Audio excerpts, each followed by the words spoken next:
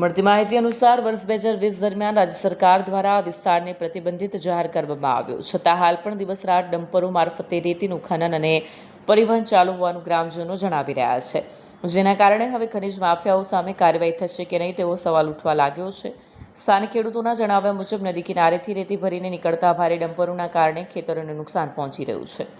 સતત અવરજવરથી ગામના મુખ્ય માર્ગો તેમજ આંતરિક રસ્તાઓ કીચડમય બની ગયા છે, જેના કારણે ખેડૂતોને ખેતરો સુધી પહોંચવામાં મુશ્કેલીઓ પડી રહી છે। સાથે જ માર્ગોની દુર્દશા સર્જાતા અકસ્માતોનું જોખમ પણ વધી ગયું હોવાનું ગ્રામજનો કહી રહ્યા છે।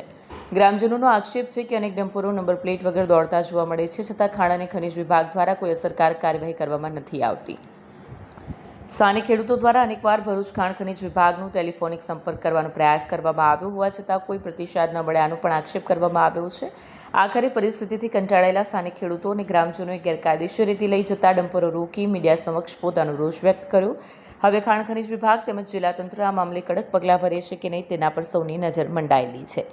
વિડીયો જર્નાલિસ્ટ વિરેન્દ્ર પાટીલ સાથે Satya TV news Bharuch. Okay, મારું નામ પટેલ અર્પણ છે, ગામ કડોદ તવરા સિંભાળા પર। આ કડોદ ગામની અને તવરાની સીમમાં રાતે અને દિવસે પણ 2020માં આ લીઝનું પ્રતિબંધિત હોવા છતાં આ લોકો રેતીની ખનન કરે છે। તો સરકારશ્રીને અમે એવું કહેવા માગીએ છીએ કે અમને કોઈની ધાક ધમકી નથી કે ખાણ ખનીજમાં અમે ફોન પણ કરેલો છે ને જાણ પણ કરી છે, તો કોઈ અમારો કોલ રિસીવ પણ નથી કરતું।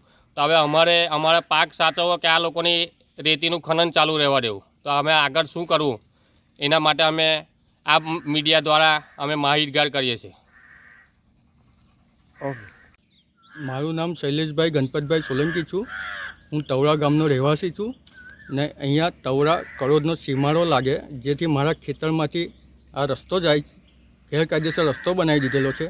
સરકારશ્રી 2020 મારફતે લીઝને બધી નાબૂદી આપેલી, છતાં અહીંયા દિવસ રાત ટ્રક જાય છે, તો એની માટે નિરાકરણ કોનું? બીજું કે અત્યારે હાલમાં ખાણ ખનિજ ખાતામાં પણ ફોન કરીએ છીએ, પણ કોઈ ફોન રિસીવ કરવા રાજી નથી।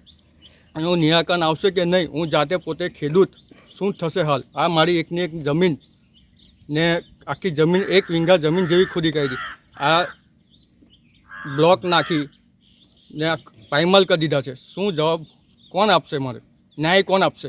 આ આગળ કોઈને ગ્રામ પંચાયત કે કોઈને રજૂઆત કરી હતી ખરી તમે? આગળ પોલીસ સ્ટેશનથી મારી બધે આગળ રજૂઆત કરેલી, અરજી પણ કલેક્ટરશ્રીને નાખેલી છે, પણ કોઈ એનું કોઈ નિવેદન આવ્યું નથી। મારી પાસે બધા પ્રૂફ છે।